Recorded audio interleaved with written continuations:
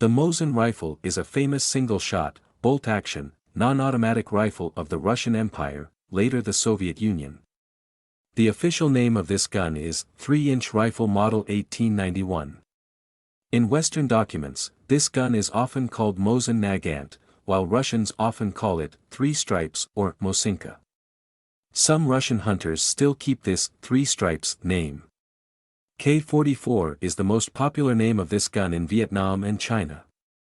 The gun uses the famous Russian 7.62 by 54 mm bullet. The gun was used by the Imperial Russian Army from 1891. Later, a specialized commission to modernize old weapons of the Red Army of the Soviet Union modernized the gun in 1930, and then they continued to produce and use it throughout World War II and after the war. After World War II, this rifle gradually became obsolete and old before the newly invented assault rifles, such as the AK-47, but the Mosin Nagant rifle was still continued to serve as a legendary sniper rifle, and production only stopped in 1965 when the Soviet Union chose the SVD sniper rifle, designed by Yevgeny Dragunov, one of the kings of Soviet sporting gun design at that time. Interestingly, Mr. Dragunov's sporting gun designs were all designed by him from the Mosin Nagant rifle, as the new standard sniper rifle to replace the Mosin Nagant rifle.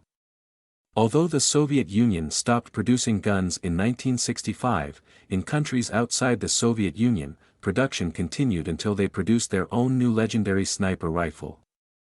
After World War II, many armies of different countries around the world, such as Czechoslovakia, Hungary, China, Vietnam, continued to use and produce it. And the Soviet Union also allowed them to produce it until they developed a production line for the Dragunov SVD sniper rifle.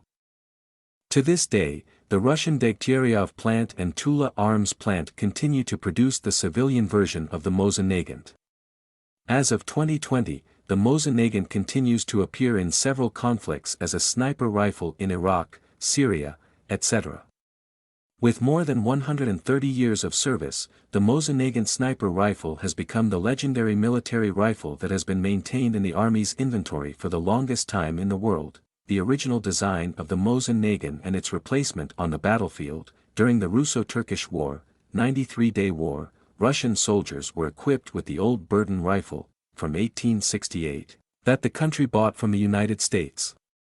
Meanwhile, the Turkish soldiers were equipped with modern Winchester Model 1873s, also purchased directly by Turkey from the U.S. Winchester Company, causing heavy casualties on the Russian side because the Turkish Winchester Model 1873s had a higher rate of fire and a larger number of bullets. The Burden only allowed the Russian soldiers to load 1 round, fire 1 shot, while the Winchester 1873 was equipped with a tube of up to 15 rounds.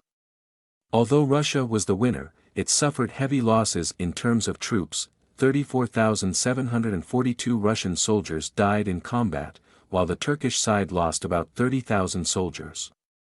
Immediately after the war ended, Russian commanders urgently requested the Tsar to modernize the army's equipment.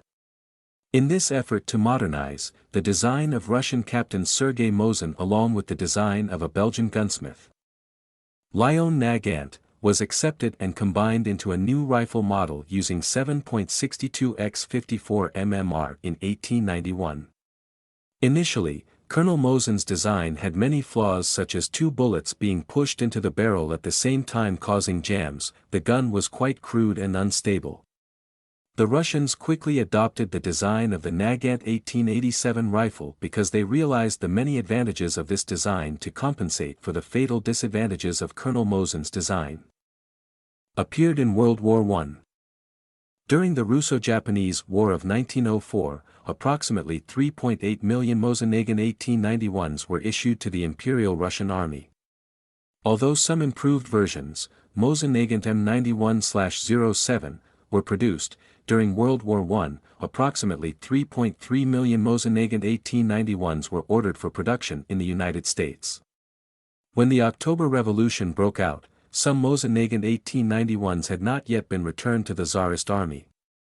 These rifles were later reissued to the American troops who intervened in Russia during the Russian Civil War, 1919 to 1923.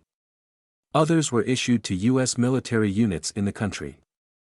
The United States also relied on the Mosin Nagant Model 1891 to design the U.S. rifle, 7.62 mm, model of 1916-inch, one of the most popular military rifles of the United States at that time, along with the M1903 Springfield or M1917 Enfield.